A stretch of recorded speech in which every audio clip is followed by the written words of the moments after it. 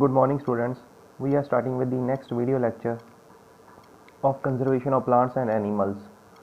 The topic name is Red Data Book. Red Data Book. Data means a list of animals will be there in this book. Red means danger.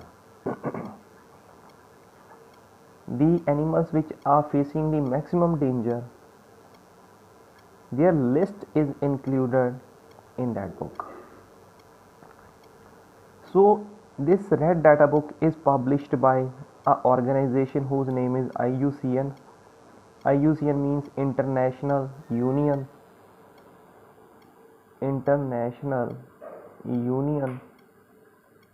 for Conservation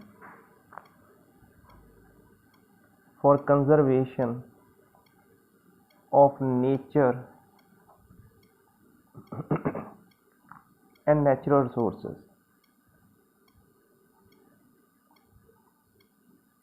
So this is the full form of IUCN. So this red data book, it consists the list of threatened species. Means it consists the list of threatened species.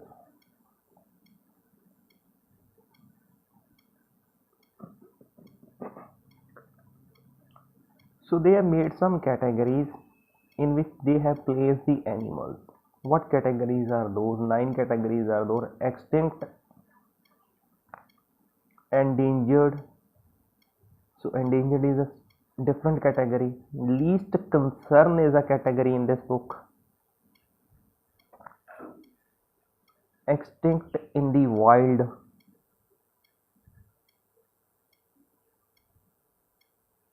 Vulnerable. And data deficient means less data is there for that animal. Those list of animals will be included here. Critically endangered, near threatened,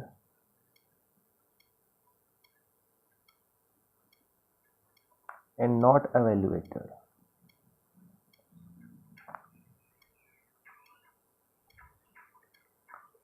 Extinct, endangered, least concern. Extinct in the wild, vulnerable, data deficient. Critically endangered, near threatened, not evaluated. So next topic is migration. Suppose this is an area in which the animal is living, and the temperature conditions in this area, they have got worsened, they have become bad. So this animal will migrate from this area to another area in order to avoid the unfavorable weather conditions. That means he will avoid the unfavorable weather conditions.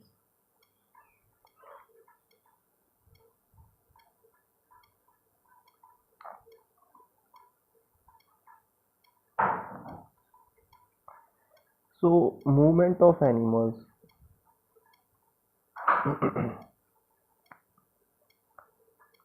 from area 1 to from one area to another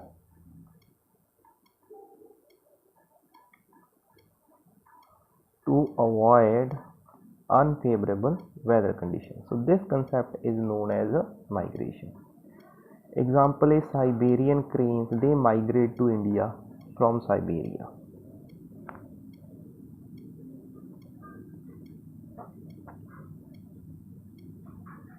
Okay, Siberian cranes, they migrate to, and this is a good initiative. Next topic is recycling of paper. You have seen a symbol like this on the back of your copy. This is the symbol of this paper has been recycled by the company. In order to make 1 ton of a paper, 1 ton means 100 kg, 17 full grown trees need to be cut. 17 full grown trees need to be cut. So that means there is a lot of cutting of trees is involved in the manufacturing of paper. So the solution to this problem is recycling, means producing the paper again from the paper, not from the trees, again from the paper. So recycling means producing the paper again from the paper.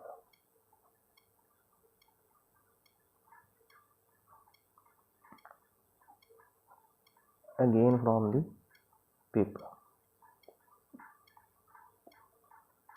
Okay. And last concept is reforestation. So what is this reforestation? Means growing of trees on a large scale. Deforestation means cutting of trees on a large scale. This means growing of trees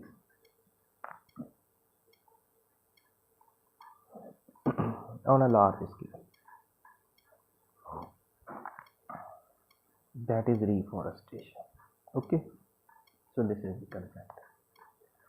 Why we are doing that? You know the importance of trees. That's why we are doing the reforestation. So with this chapter, means with these topics, your chapter is complete, and we will now start the chapter number 2. The name is microorganisms, friend and foe. Microorganisms, friend and foe.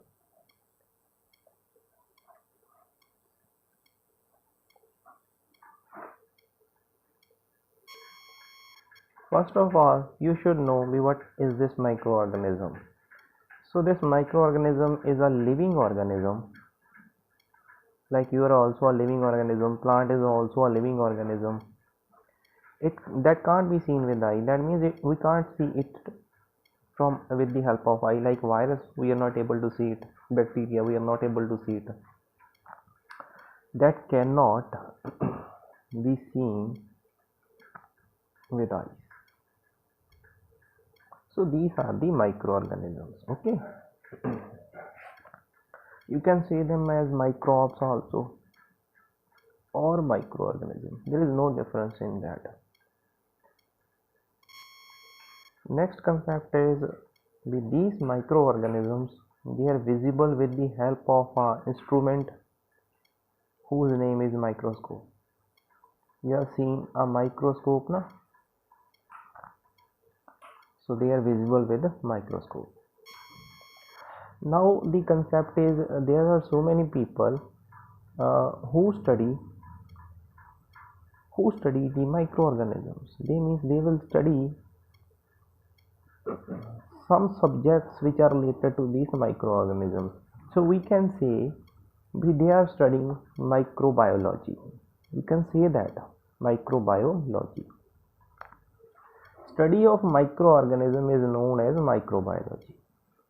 If some person is studying about these microorganisms, you can say that he is studying microbiology. Okay, like this. And next topic is types of microorganisms. Microorganisms. So there are some types, we will discuss them. First is bacteria, is a kind of microorganism. Another name is protozoa. Okay. And third kind is fungi. And fourth kind is algae. And fifth kind is virus. So these are the 5 types of microorganisms. Bacteria, you can see, I have told you, it is also present in your hand also. You can find it in air, water and soil. Everywhere it is found. And it is also having different shapes. Okay, it can have a shape like this also. It can have a shape of like this also. It can have a shape of this, like rod structure also. It can have a shape of like this also. So if it is having this shape, you can say its name is Becali. It's a rod shape. If it is spherical, you can say it is a cocky. It's a rod. It's a rod shape, it's a spherical. You should remember their shapes.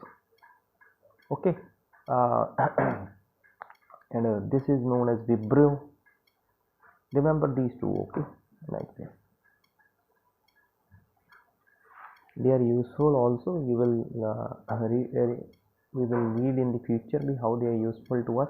This bacteria concept, it is found in air, water, soil. Rod shaped bacteria, spherical, Becali, Koki, Vibro, like this. So you can draw their shapes also. The protozoa, you have studied about this amoeba. Amoeba is a single cell. We have already studied in smaller classes. So this is a kind of a protozoa. It is mainly found in lakes, ponds. Mainly they are of single cell. Mainly they are of single cell. Okay, and you can also take the example of this paramecium. This is also a protozoa. Paramecium, and another is Euglena. So Euglena is also a type of a protozoa. So what we have written in this: the amoeba, lakes, ponds, mainly found in lakes and ponds, single cell. Example you can get. And next is, you can see this, like you have already seen this concept. So what is this? They are like plants. They are like plants, but they are not having chlorophyll. And if they are not having the chlorophyll, they will not perform the photosynthesis. So no photosynthesis, no chlorophyll means they can't prepare their own food. No photosynthesis, no food. Example you can take, you have seen the fungus on a bread also, that is yeast. Yeast is also a kind of fungus. And bread molds, you have seen the breads that have decreased in their quality. Their taste gets different because a fungus develop on those breads. And pickles also you have seen the fungus gets developed. Algae, that you have seen this on the water tanks, base of water tanks. Your water is stored. Mainly there are a group of plants. Green one, you have seen them. They are having chlorophyll. So they are having chlorophyll. But so do photosynthesis. If they are having the chlorophyll, they can do the photosynthesis.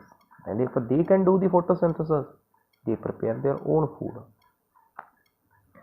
So where they are found? They are mainly found in water environments and bark of a tree. What is this bark of a tree? You have seen a tree, na? So here you will find a bark. You have seen this. Okay, this is the bark of a tree.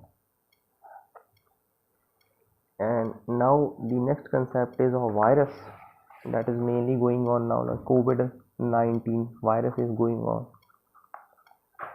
So scientists say now virus is mainly a non-living organism. It's a non-living organism. But when this virus enters the body of a human, when this virus it enters the body of a human, it will enter in the cells of human. Okay, this virus will enter in the cell of a human and it will start using the structures of this cell, means contents of cell. It will start using the materials of cell. If all the materials of cell are used up, cell gets died. And if cell gets died, person also gets died.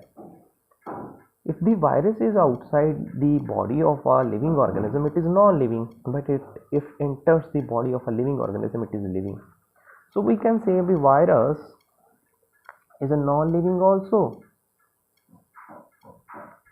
and virus is a living organism also. So it is on the border of living and non-living, it's a borderline. So virus is on the borderline of living and non-living organism, because it is living also and it is non-living also, is on the borderline of living and non-living organisms.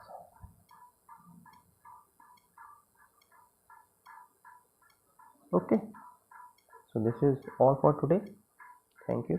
Have a nice day.